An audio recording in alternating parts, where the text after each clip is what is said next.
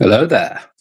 It's your boy, Christian Fandom Geek. Just wanted to say a quick hello.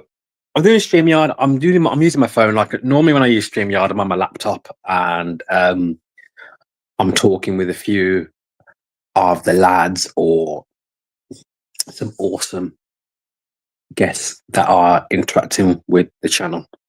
But I just thought, you know what? I could just quickly say a bit of a hello and a quick chat. And I thought I could use Twitter Spaces, but and I am planning to do more things on Twitter Spaces. I am planning to do more Spaces stuff. I think like it's good sometimes to just. It's a good way of building community. To be fair, but I just didn't feel like doing it on that. So I thought let me have a bit of fun on StreamYard and see what's up. So it's just a little. I'm not planning to do a long one, to be honest. And I have got some episodes lined up soon for you guys with other amazing podcasters and YouTubers. So don't stress about that. I'm always planning. I'm always planning new stuff. I'm always planning new stuff. So in that respect, that looks a bit different. Does that look better? Does that doesn't look too bad. Just playing on how it looks. Yeah. Okay. So yeah. So I wanted to think about, and if you watch this after it's finished, please leave a comment. Don't be shy, because I want to because I've got to do a part 2 episode of Star Wars, of the Star Wars episode with Richard and Rob. So that was, remember I said a few weeks ago that I'd do a part 2. So I am going to do a part 2 about that. I'm going to get the guys around either next week or the week after. So that will be something that I'm going to do. But just in terms of the thinking about the future of Star Wars, it's really more of like questions that I've got about, like, I suppose some of us in the Star Wars community, when you think of like Twitter, X, Facebook, those who kind of talk about Star Wars on podcast, it's the idea of what do you do with Star Wars now? Obviously, we know that there's been kickback against Star Wars. We know that they're struggling, that Disney and Lucasfilm are struggling to really gain momentum for the new Star Wars TV shows. We know that. Now, Ahsoka season 2 will do well. The first season wasn't bad. I actually enjoyed it. I know before people say, oh, blah, blah, blah, it was, they didn't like this, didn't like that. There was some good stuff in there. Baylan Skoll's a great villain, for example. And his apprentice Shin Hati, so she was pretty good as well. She's pretty badass. So there were good things about the show. There was some good stuff about the show. Anakin being in the show quite a lot at different moments, again, was great. One of the issues of Ahsoka was the lightsaber battles weren't the best. It was a bit slow, not very fluid. And I know the guy that did the prequels is a better lightsaber choreographer than what they've got now. So it might be a good idea to go back to him, because they do need to think about the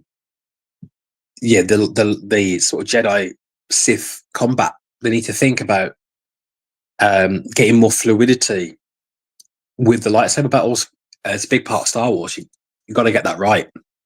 So Ahsoka season 2 will do well, and I am actually looking forward to Ahsoka season 2. Mandalorian's lost. It's lost its way for me. I know they're going to make Mando into Mando and Grogu. I know it will end up being a film. But the Mando verse has kind of lost its way for me a little bit, which is a real shame because it was, a couple of years ago, the Mandoverse was the best thing in Star Wars. It really was. It really was the best thing in Star Wars for that, a few years ago. So they managed to kind of undermine that, which is disappointing. And then obviously, if you think about the Star Wars projects, recently, sort of this year, tail end of last year, obviously you're thinking about the Acolyte and you're thinking of Skeleton Crew. Skeleton Crew was okay. I enjoyed it. Wasn't great. It wasn't phenomenal. And the ending was quite flat.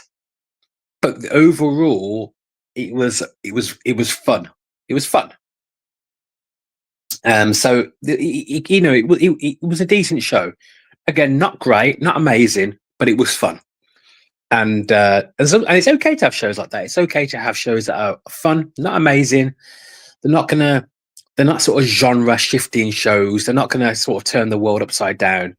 But Skeleton Crew, it was a nice sort of show, easy flowing. It took me ages to complete it, to be honest, because there was no rush. Hello, Dro Davidan is Darth Vader was good to Darth Vader, man. You can't get around Vader, to be honest, bro. Dude, you can't get around Vader. I mean, at the end of the day, yeah, Vader was great. Vader was really good. Vader was great. Yeah, Vader was a really great character. It would be a good idea for Star Wars to press into Vader a bit more, actually. At this point in time, they might need to say, okay, let's just do a Vader movie or do a Vader TV show. I think they need to probably press into characters that we all love, because when they're doing things like the Acolyte, and they're doing characters that we don't like, and they're doing stuff that we don't like in Star Wars, it's not working out very well for them. So maybe at this point in time for Disney Lucasfilm, maybe they need the win. And maybe it's like, okay, guys, just give them a Vader TV show or give them a Vader movie. Just make it all about Vader, and kind of filling little parts of the stuff. Or the other thing you could do as well, if you wanted to have a lot of Vader, you could do a sort of, and it might be a good idea, a Clone Wars live action. So Clone Wars live action going into Rebels live action might work, because you could have Anakin, and then you could go into Vader, and also you could have Ahsoka, a young Ahsoka, come into it as well. And so actually, I think for Disney Lucasfilm, they need some wins right now, and they might need to play it safe and say, listen, we'll get we gotta get rid of the identity politics.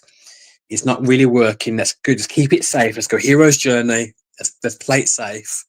Let's do stuff that the Star Wars fan base, the fandom, would really love.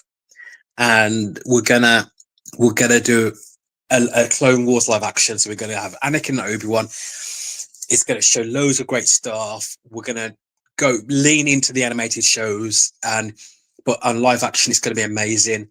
And we're gonna show stuff live action that we've never shown before, because it's gonna cover the Clone Wars. So I think, dude, you made a really good point, that I think that potentially, yeah, I think you're right. I think you could lean into a Vader TV show or movie. But I think for a lot of Star Wars fans, I think if Disney Lucasfilm came out and said, listen, we're going to do live action Clone Wars, and we're going to do it proper, and it's going to be like a TV show. It's either going to be like a multi-season TV show covering the whole of the Clone Wars, or we're going to do a set of Clone Wars movies. So we're going to do it as a trilogy of films, Clone Wars, or even 2 films, like 2 Clone Wars films, part 1, part 2, Clone Wars. I think as long as they did it properly and it didn't include identity politics, every Star Wars fan would be all over it. Even some of the Star Wars fans that have got tired of Kathleen Kennedy and Disney Lucasfilm and are fed up with Star Wars and feel like they want to move on from Star Wars, I think you'd win some fans back. And I think at this point in time, Star Wars needs to. I think Star Wars needs to win some of the fans back, and so for the future of Star Wars, we need to see that we're not having any more sort of TV shows that are weird, that we're not going to get another Acolyte that is an absolute hot garbage TV show, absolute awful TV show. We're not going to get any more of that. Obviously, people will say, well, yeah, but you got Andor season 2 was pretty good. Andor season 2, if I'm being honest, it's good. It was good, but I didn't get into it. I didn't get into it as much as season 1. I enjoyed season 1 a lot more, if I'm being honest. I thought season 1 of Andor was better than season 2. So Andor, yeah, Andor's good. Andor overall is a good show, good arc, but I prefer season 1. I thought season 1 was better than season 2.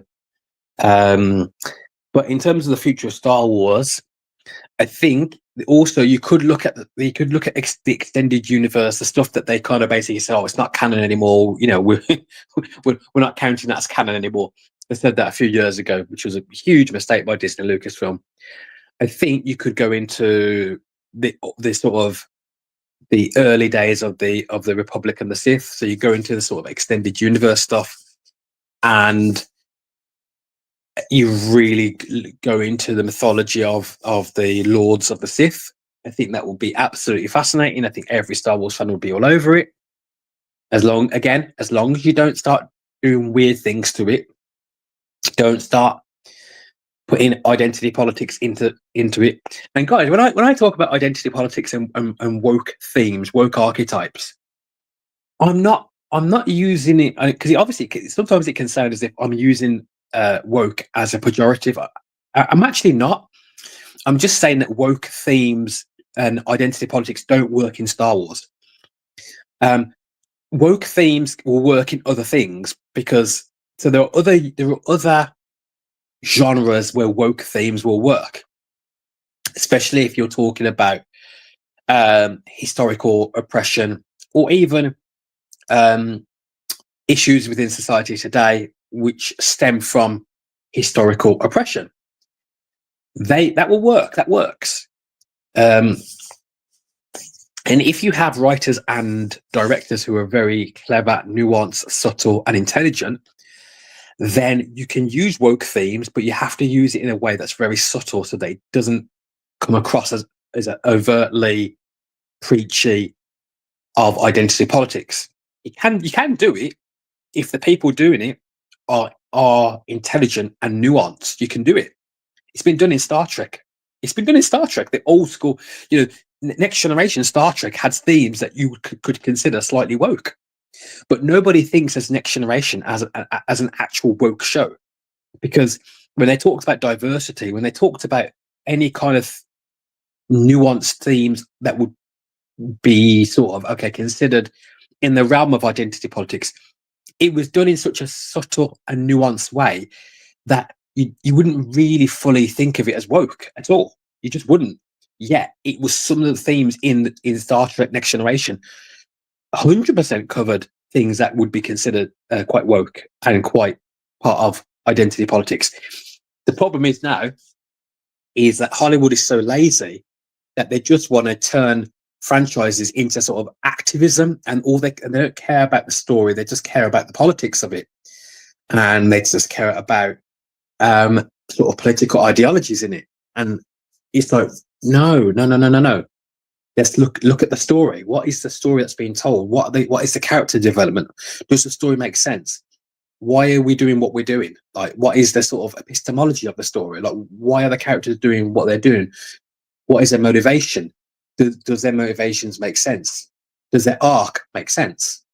Does their interactions make sense? Do their conversations make sense? Does their journey make sense? Okay. So these are things that need to be considered. But yeah, when I mention when I talk about sort of identity politics and wokeness not being in Star Wars, it's not that I'm anti-woke in that sense. I just don't think it works in Star Wars. And I think when it comes to identity politics, Hollywood and the people running that sort of very liberal ideology, they don't know how to use it properly. So it's used in such a wrong way that it's like, man, yeah, let's just don't put it in Star Wars. You guys don't know how to use it. You know, if you're talking about political ideologies and you're talking about identity politics, you should be talking about diversity, and you should be talking about sort of equal rights. You should be talking about civil rights, but you should be done in a way that doesn't annoy everybody because it's weird, and you can't craft it a story properly with it in there. You're not weaving it properly in the story. It's too preachy in a bizarre way. It just gets everyone's back up. It's just like even myself, that's very open to diversity and thinks that the diversity is very important, looks at what Kathleen Kennedy has done in Star Wars and thinks, oh gosh, no. Looks at Leslie Headland and looks at the Acolyte and is like, nope, get rid of that. Awful, absolutely awful. Nothing of substance there. Just shallow identity politics, shallow preaching, really awful storytelling. So the future of Star Wars would be, guys, get some good writers. I'd almost think you got to go back to basics. Get some good writers in. Get some good writers. Get some good directors in. Get some writers that know how to write. If you want to have characters of color, and this is another thing I want to broach with Star Wars, there's a perception in Star Wars that, you know, you got the Acolyte and you got, you know, you get some more black people in there, you get some people of color in there, and you're thinking, oh, we're very diverse, we got people of color in there. Look how progressive Star Wars is now. Look how liberal Star Wars is now. Look at the ideology of Star Wars. We're so you know, awake and woke and forward and liberal. And it's like, but guys, if you look at the black characters in Star Wars, they're not very good. And as a black guy, as a black dude who's a huge Star Wars fan, I can openly say the black characters in Star Wars are not very good. They're just not. It's like, who are you getting to write these black characters? Because they're not very good. Like, who is writing these characters? Are you getting black people that actually like Star Wars to write these characters? Because they're just not very. Finn is slightly well written. Finn. And I say slightly because his character arc was awful, but actually there's some things about Finn's character that I thought were quite good. It's like, okay, especially in The Force Awakens, there was some potential there. And then afterwards, you turned him into a joke. You turned him into a comedian. You turned him into oh, great, token comedian black guy. Here we go. Have we not seen that before? Eddie Murphy from the 80s, mate. You basically turned him into Eddie Murphy pretty much. Like, you just turned him into a joke. It's like, so you got a black male protagonist, and the only way you can push him forward is to turn him into a joker. Is to turn him into a bit of a comedian, almost like a buffoon. And it's like, wow, that's what you think of black people. Disney Lucasfilm is that you have characters that are black that are buffoons. It's like, well, black people can be noble, you guys, and black people can be intense, and black people can be, be credible and have gravitas to us as characters, whether it's a woman, black man, or person of color as a woman or man. They can be noble. We can be strong. We can be. Don't have to have them black people always in a sort of damsel state like Finn, where he's all over the place and he's confused and he's shouting "Rey, Rey, Rey" all the time and confused and dazed and all over the place. Like, what? He's like, come on, no, come on. You can write black characters better than that. And if you think of Osha and the other one, I forgot the other one's name. Again, it's just like dry characters, man. Like dry, don't know what they're doing. Like just, it's just like, man. If you think of, go back to the OT, the original trilogy, you got Lando Calrissian. Lando, played by Billy D. Williams. Lando was a good character. Yes, okay, he was a little bit too similar to Han Solo, But Lando was a well written character. He had charisma. He had a purpose in the storyline. He had a sort of bit of a redemption arc. Lando was well written. People thought, Lando's a cool dude. Like, yeah, we like Lando. He's a well written character. If you think of Mace Windu from the prequel trilogy, Mace Windu, obviously, okay, in the first film you don't really get much of him. In the second film, you get a little bit of him, and you get a bit more of him in the third, in Revenge of the Sith. But he's actually a pretty cool character, and I liked him because people picked up on the fact that then they would say, "Oh, Mace Windu was jealous. He was jealous of Anakin." And I don't think Mace Windu was jealous of Anakin. I just think he didn't trust him. He just didn't trust Anakin Skywalker. And to be honest, he was right. Now, people might say, "Well, yeah, but maybe his distrust of Anakin is part of, maybe led Anakin to sort of not be able to confide in him. So maybe he was part of Anakin's, journey to the dark side of the Force." I would say I don't think that would be the case. I think he was a bit tough on Anakin at times, but I think when you look at him as a character, he's actually a really good character. Like, he's like, I know, I think Star Wars Theory has been doing some work on a Mace Windu.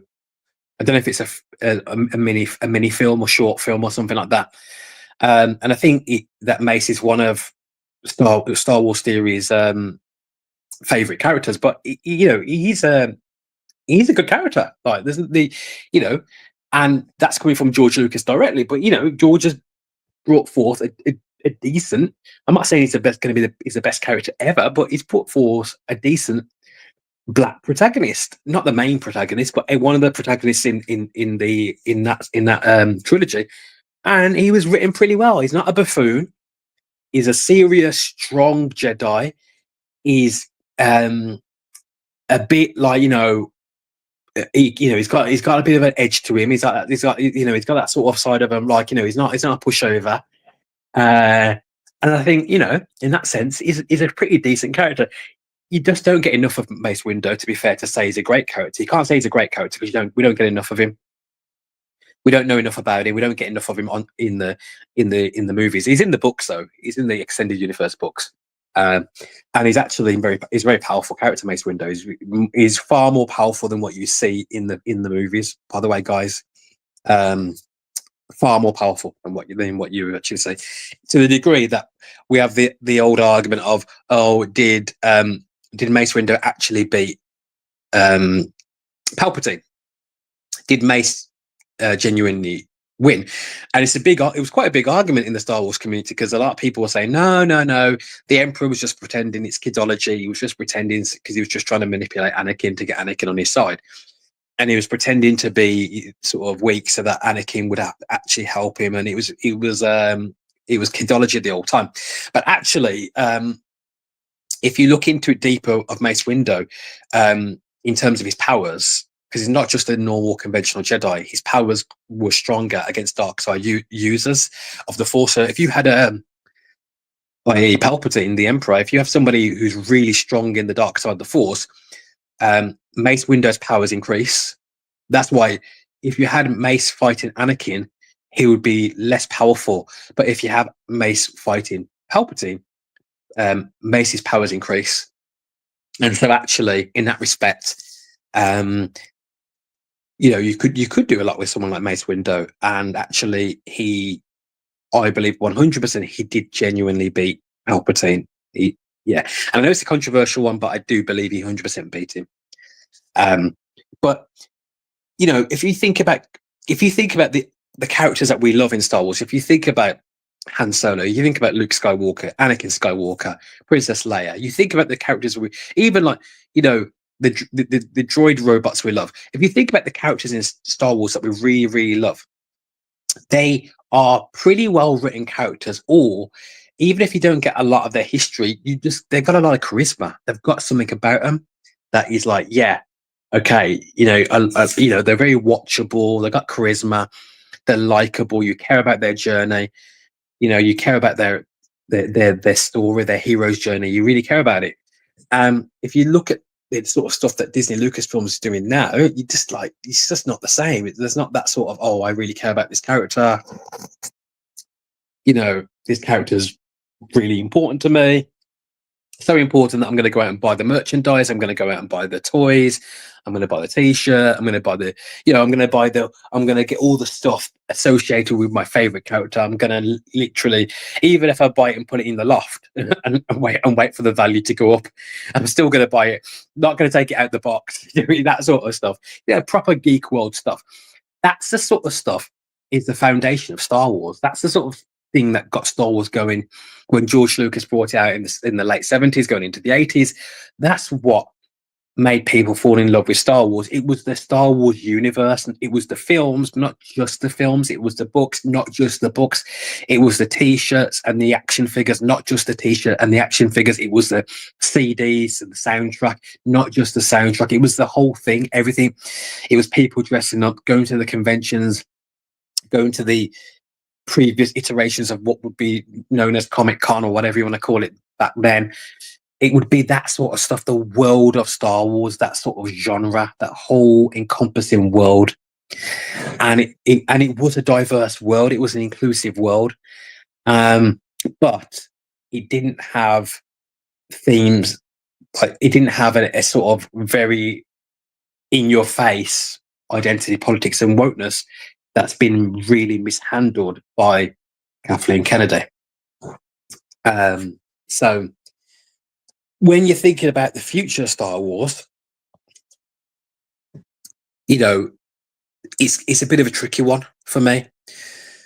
You could say, okay, play it safe, because you've done things like The Acolyte, hasn't worked. You've done other shows that have been a bit lukewarm. You could say, though, when they did take a risk, like say Andor was a bit of a risky one, they've done quite well with Andor, although viewership wise, I don't think Andor's done amazing really, but it's still actually it's still a good show.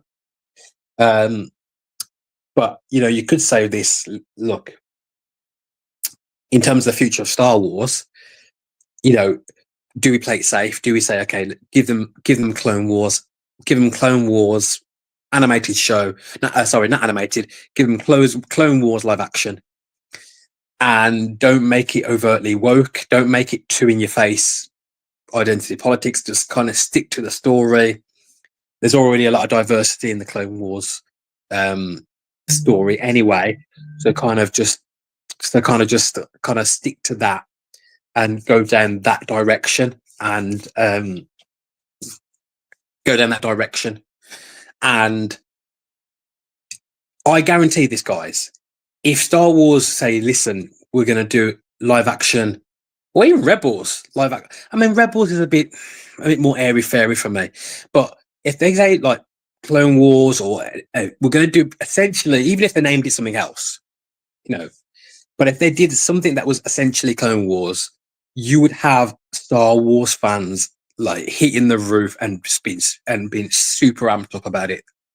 And if you've got good directors to do it, gosh, even bring George Lucas into it to direct some episodes, like proper make it like and make it almost like a love letter to the fans. Say, look, guys, we know you want this. We know you've wanted this for years.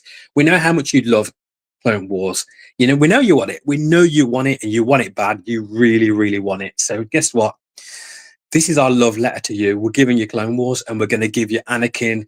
We're going to give you Obi-Wan, and we're going to give you Yoda. You're going to have Clone Wars, guys. It's going to be live action Clone Wars. It's going to be the biggest Star Wars project for years. Whether it's a TV show or it's a film, it's going to be absolutely amazing. We're going to have flashbacks as well. So we're going to give you some flashbacks that link to other parts of the prequels as well. It's going to be absolutely amazing, and you've wanted it, and we're going to give it you. It's going to be amazing. It's going to be so good. I guarantee you, the Star Wars universe would be like, what? It would be like, I don't know, man. It'd be like, do you know, like Superman, where everyone's talking about hope. You know, we're hopeful that the new Superman film is going to be great. We're hopeful that Superman Legacy is going to be amazing. It's going to be like that.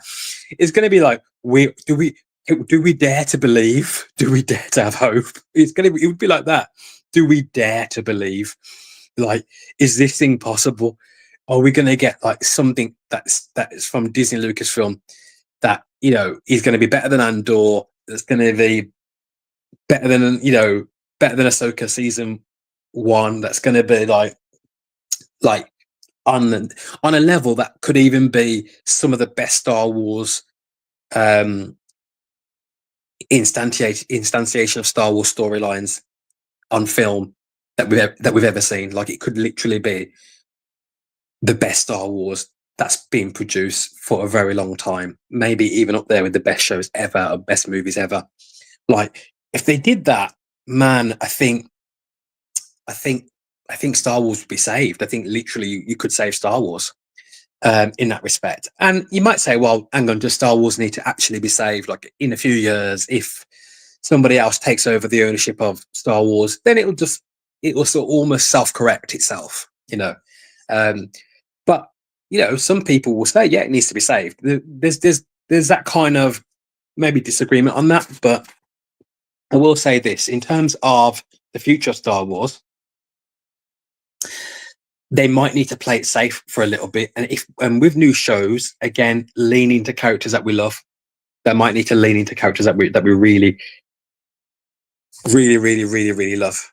And that might be a way of bringing back, you know, a sort of being drawing some of the fans back who feel that they've been sort of betrayed by Disney Lucasfilm, by Kathleen Kennedy, by the showrunners.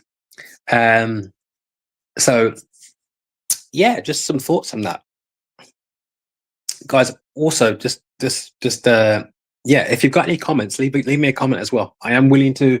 I don't bite, and I do like to interact with your comments. And before I forget, this is a Red 5 production, guys. I'm part of the Red 5. Christian Vandenberg is part of the Red 5, the Red 5 family of podcast channels, of podcasters and YouTubers. And we love to talk about the hero's journey. We love to talk about science fiction and science fantasy and cowboy films set in space westerns. We love to talk about all that sort of stuff. And Red 5's got some great podcasters out there. Some really diligent and prolific podcasters that have produced a lot of great stuff. And so it's really cool. Yeah, I'm a big, you know, and the thing about Red 5, which I like as well, is Red 5 it's not toxic. So even if you find Red 5 podcasters and you look at their channels, you'll find that they are sort of gritty. They'll talk about controversial things, but it's never toxic. It's never like, oh, okay, we're gonna sort of beat on you for your views on Star Wars. It's never sort of, it's not like that. It's like, you know, yeah, the things we like, the things we don't like, and we're going to be direct about what we believe and what we like. We're very opinionated, and that's great, because that's part of the podcast world. It's part of the YouTube world, is to be opinionated, but we respect the views of others, and that's okay. And, you know, sometimes you might feel, well, you know, you want to be involved in the sort of fandom geek world, but you want to feel safe as well. You want to be in a safe space, and, you know, we all need to be in a safe space. It's important to have a safe space to share your views. Like, if you love a Star Wars film, and it's like, you know, it's like, gosh, you love the Acolyte. Look, I think the Acolyte's hot garbage, but I'm not going to be beating up on you verbally because you love the Acolyte. That's fine, and we can even have a conversation about it. That's fine. But, you know, because Red 5 is a safe community of podcasters in that sense. So Red 5 allows you to sort of express yourself and talk about your Star Wars views, and you know, it's nice. you get a lot of supportive guys like Nick, for example, someone like Nick from Backyard TARDIS has his own channel now on Red 5. Nick's a great guy, and Nick is a really supportive guy. He's one of the guys that really sort of will go on and leave a comment on everyone's video, and he's that type of guy. He's like, and he'll interact with your channel, he'll leave comments. And I've streamed with Nick a few times as well, and someone like Nick from Backyard TARDIS, which is his channel on Red 5, is a really supportive guy who interacts with other channels on Red 5. And you have people in Red 5 that are like that will, they will sort of leave a comment, and they will sort of, like your videos, hit the like button, and when they're available and you're available, they're open to streaming with you as well, which is great. Although I think Nick, out of all the people I've encountered, I think Nick, I have to give you a thumbs up. I have to give you a bit of love, mate, and a Captain America salute, which is quite apt because of you guys celebrating the 4th of July a few days ago. But yeah, he's a great guy. So, but there's loads of people on Red 5 that are like that. So yeah, I've got to give some love to my fellow Red 5 podcasters and YouTubers, because they are some of the most down to earth people that you will meet. Very supportive in that respect, and there's some just genuinely kind and nice people, and also they'll talk about their opinions and on Star Wars and things like that, and that's great. So the future of Star Wars, I think, what is it? Another thing I want to mention as well about the future of Star Wars is this. Obviously, Star Wars needs to course correct. Now, there is a thing of thinking, well, why does Star Wars need to course correct? When Disney Lucasfilm took over and George stepped down and Kathleen Kennedy started running Lucasfilm, and it became Disney Lucasfilm, they were running with a franchise that is pretty much the most successful movie franchise of all time. If you talk about Star Wars, including the books, including the memorabilia, including the toys and the figurines and all the things that surround Star Wars is got to be number one on every level, to such a degree that it's, Star Wars is part of our culture now. Even going from the I Am Your Father, everything is Star Wars is part of our culture, guys. It's been part of our culture since the 70s. So you're thinking, gosh, I mean, that's you're talking 40, 50 years of Star Wars. I mean, that's incredible when you really think about it. And you've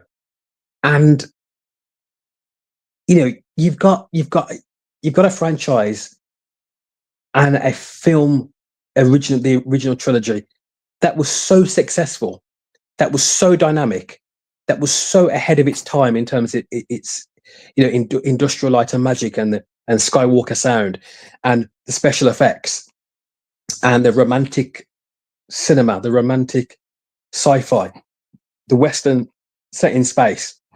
It was like ahead of its time on so many levels.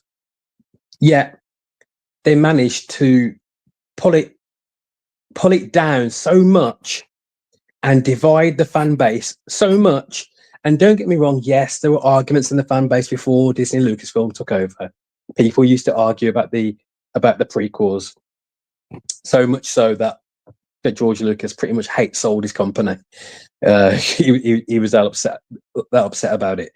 But so there were issues in the fan base before that, but they've amplified it so much that now we're having to talk about essentially what will save Star Wars, what will course correct Star Wars.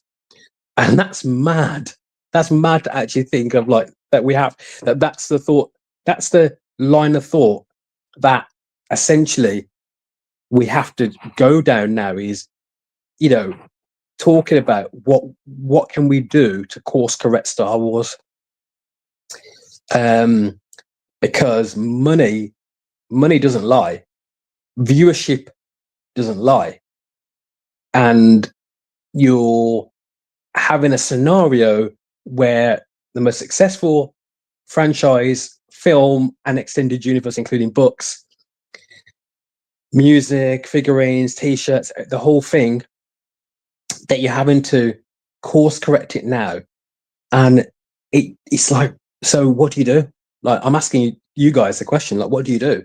So I'm gonna ask you guys the question, and this includes people that watch this stream after the stream is finished.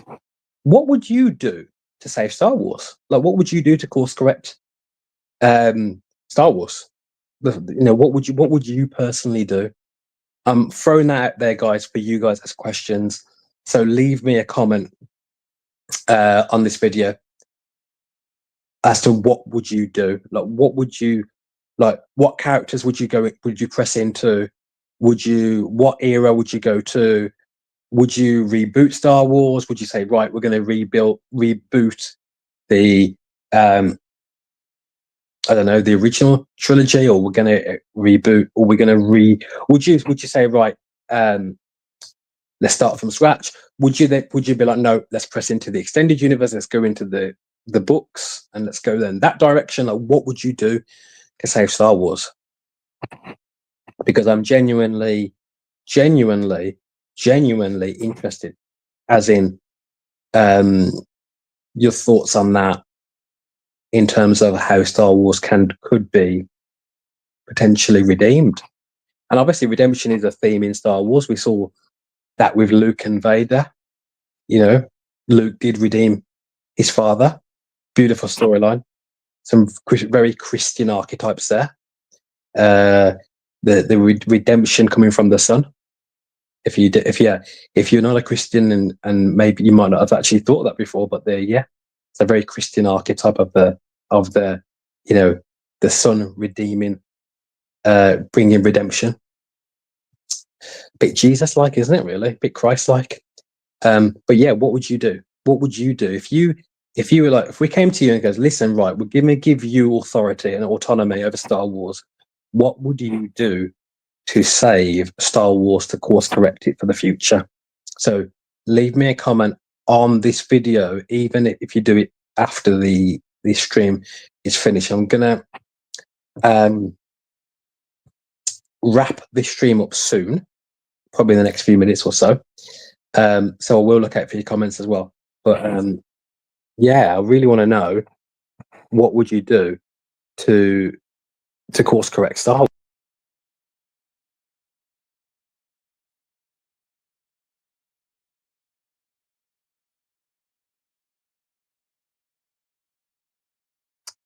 Win some fans back, especially those who feel let down, slightly betrayed by how their favorite characters have been treated. Yeah, it's a big thing, isn't it? If you or even just how they've been treated as fans. I've never really come across this before, of a franchise kind of being quite disrespectful to its own fans in that sort of way. I don't think I've really come across that before until Star Wars. I can't really. I don't know. Maybe it's happened in other franchises. I don't know. I mean, I suppose, as franchises move forward in time, the showrunners will always make choices that will upset some fans. I mean, that's quite natural. I don't think that's I think like that's part of being a showrunner, or being a writer or director, or being or being someone in the president of a show, or of a franchise. I think that's part of the journey, yeah. But nonetheless, it's still a bit of a funny one, isn't it? In that sense, like, at the end of the day, you've got to make decisions that you feel will move the franchise forward, i.e. Star Wars. And you're thinking, okay, yes, okay, you want to appeal to maybe a new demographic. Okay. So, and that's okay. There's nothing wrong with that. I'm a big champion of diversity. I am a big champion of diversity. My only issue with diversity is I feel that a lot of the people in Hollywood are not very good at implementing diversity.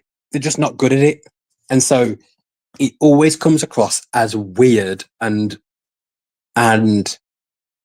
it seems to go against the story because it's just very forced, and it almost seems very ad hoc, like it's not well planned in. Like, let me give you an example of this sort of ad hocness of Star Wars. So if you look at the sequel trilogy, okay, you look at obviously the Force Awakens, the Last Jedi, and the Rise of Skywalker.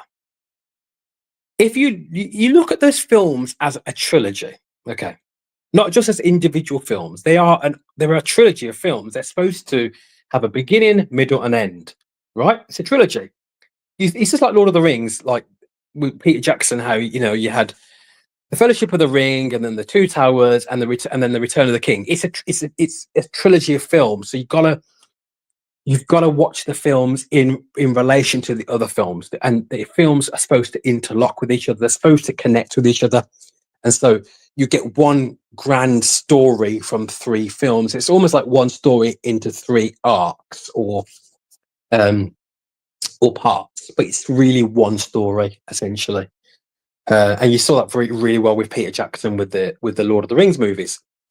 The idea is that those three Star Wars films, starting with the Force Awakens, you're supposed to have a coherent story there. It's supposed to be coherent, so it's supposed to fit together, so that by the time you get to the Rise of Skywalker, all three parts fit together. So you've got a coherent story. Now, when you look at those three films, the sequel trilogy, for 100% that those three movies do not fit together at all. That from when they did this Force Awakens, very well afterwards, because we've seen the other two films now, and we saw the Rise of Skywalker at the end, we can look back and say, we know that you did not plan the end of the sequel of that franchise. So when you did the first film, The Force Awakens, we can tell that you did not plan the second two movies. We can tell it because all three films don't fit together. They don't fit. They don't connect at all. You've gone several different directions. So then the Last Jedi goes one way, and then the Rise of Skywalker attempts to correct and course correct the Last Jedi. So we know that you did not plan the sequel trilogy. You didn't plan it properly. You just did the first film and then thought, okay, we'll see where we go from that. Now, if we juxtapose that to Peter Jackson, now, okay, you can say with Peter Jackson, it's easier for Peter Jackson because you can say, look, Lord of the Rings is a book, therefore he's just following the book. It's a bit easier. Yes, okay, fair enough. It is a bit easier. If you've got the book as source material, it is easier in that sense. But there's a lot of talk that actually a lot of the themes from the sequel trilogy actually came from George Lucas. Actually, that he kind of had a bit of a plan going forward anyway. And I think they did draw some themes from George Lucas's plans to go forward. But I think if you're going to do a sequel trilogy of any kind, you've got to have an idea of where each movie is going. It doesn't need to be completely set in concrete. Like, okay, we know it has to be completely deterministic from what we wrote from our original storyboarding of where we want this story to go. But there has to be a general direction and general markers of these are some of the events that we want to play out, so that by the time we get to the third movie, there's a sort of continuity and there's a sort of tapestry of where we were going, and you see it play out in each film, so that as a whole, the thing makes sense. The trilogy makes sense. You see the character development makes sense. the story flow makes sense. It connects together really well. And obviously, when you look at Star Wars and you look at the OT, the original trilogy, you see that it connects together really well, and the story makes sense. I know the Ewoks. I know we all hate the Ewoks. I know half of you will think they're cute, but apart from that, it's like, yeah, why are they in the film? But in the Return of the Jedi, but the films, they made sense. The whole thing made sense. And so if you're going to get a scenario where they say, okay, let's actually do a new trilogy, for goodness sake, for the love of Skywalker, make sure that you have your storyboard all three films, in the sense of, you not that it has to be completely like, okay, all three films are now written before we even start filming the first one. It's not that, but it's have it so that we know which direction we're going, so that when you put in certain things in film one, it's because it's going to be built upon or answered in film two, or at least answered in film three. So it's kind of, we know that this character's doing this, but by this point in two or three, you'll get the reason why they've done that. Like, it's just things like that. Okay. And then you have directors that are kind of coherent with each other, that are not sort of almost arguing with each other about which direction it's going. Just things like that. Wow, guys, I've done a solo episode, shall we say, on StreamYard.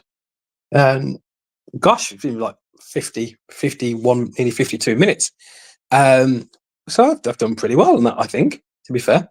It is always easier when you've got other people on a stream, guys, because I mean, that's like basically doing a 50-minute podcast by yourself. It's like, it's a lot. But actually, if you're a bit of a talker like me, then it's not. It is within my skill set to do that. I'm kind of blowing my own trumpet a bit there, aren't I? But actually, I'm just being honest, to be fair. So yeah, it is within my skill set to be able to do that. Or else, because if it wasn't, I wouldn't be having a YouTube channel called Christian Fandom Geek, would I? So there we go. Which is on the Red 5 network, by the way, guys. Just in case you didn't know that Christian Fandom Geek is on Red 5. It's on Red 5. So I spoke about Red 5 earlier as well, didn't I? So I think I'm gonna like leave it as it is on this one here now. But I might revisit this as a topic in a few days on Twitter, on X, and try and get some interaction with you guys live and direct a bit more, because I think because I think it's a really good question about the future of Star Wars. I think it's a good question, and I do want to get some interaction on it with you guys. I want to hear your voices on it. I want to see what you're saying about that, because I think it's a really relevant question for Star Wars as to which direction they go moving forward. I know we've got Ahsoka season 2 coming, but what else? What else would win you over? What would really win you over? If you're feeling a bit disgruntled with Star Wars, what would win you over? What would be the thing that would be like, right, okay, you've caught my attention now. You've got me interested in Star Wars again. You've got me excited about this universe far, far away. You've got me invested again. You've caught my attention. Let's go. Like, what would be what would do that for you? What would really be that, give that sort of excitement and draw you back into the world of Star Wars and the world of lightsabers and blasters and Jedi and Sith and all those glorious plethora of bounty hunters? What would really draw you back into that universe? So thank you for sharing a bit of time with me, nearly an hour, even if you've just been sort of in the background chilling, doing a bit of ironing or doing your housework and got me playing on your phone or on your TV in the background. It's always appreciated, and hopefully, I will be with you. Well, not hopefully, I will be with you again really soon, because I have got lots of new episodes planned, as well as in for you guys. And obviously, the big thing that coming up soon is Superman. And so you're probably thinking, well, Christian Fandom Geek, are you going to be doing some Superman episodes? And the answer is yes. I'm going to be doing some Superman episodes. I am excited about Superman Legacy, although I really hope it's going to be a good film, because obviously, I think, well, how do I say this? Let me put it this way. Hope is a big thing in the Superman franchise. Even the symbol on his chest, Kryptonia symbol, means hope. So hope is a big thing. And obviously, this Superman film is going to be a big film. It's going to do big numbers. I think, people talking about, will he do $1 billion? I'm like, yeah, I believe 100% it will do $1 billion. I think it will do. I think the numbers for Superman will be huge. They will be huge, and that's really great. But I do hope it's a good film as well.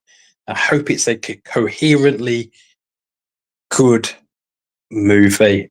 So we're going to see. We're going to see how good it is as a film. We will see. But I am excited. I've got a new Superman T-shirt. I've also already got my Superman suit, which I had a few years ago. If you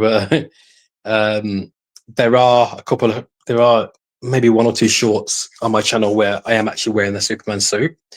So if you want to see me in that Superman suit, just look on my channel. I'm on there, wearing as your black race bent Superman. I'm wearing the Superman suit. I got a new Superman T-shirt as well, guys. It's a nice T-shirt, and I will be doing some streams in that T-shirt. I think it's a pretty cool T-shirt. I like T-shirts, guys. By the way, I'm still waiting for Red 5 and Ro to send me a Red 5 T-shirt or some Red 5 merchandise. I have been slightly discriminated against because I'm a British lad, black British. Red 5 do not send me things through the post because they do not want to pay the shipping fee. So on Red 5 socials on Twitter, X, and wherever Red 5 have socials, you will see swag merchandise being sent to a plethora of Red 5 YouTubers and podcasters. I am yet to receive any swag through the post. And Ro, who is the illustrious leader of Red 5, does not want to pay shipping to the UK, and therefore has not sent me not even a key ring. So I do not own a single Red 5 possession in my house. This needs to be course corrected along with the Star Wars franchise. Ro, I'm speaking to you.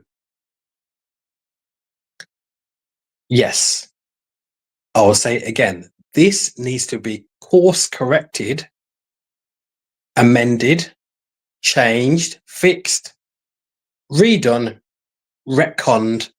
Well, you won't be able to retcon it unless you have a time machine. So just actually sending me some Red 5 stuff, future in the near future would suffice. God bless you guys. Love you. Stay safe. Be kind. Make the world a better place. Show some love. Thank you for being on this stream with me, because I am your friendly neighborhood Christian Fandom Geek. Peace, love, be kind, and be safe. I'll be with you again very soon. Christian Fandom Geek. Love ya.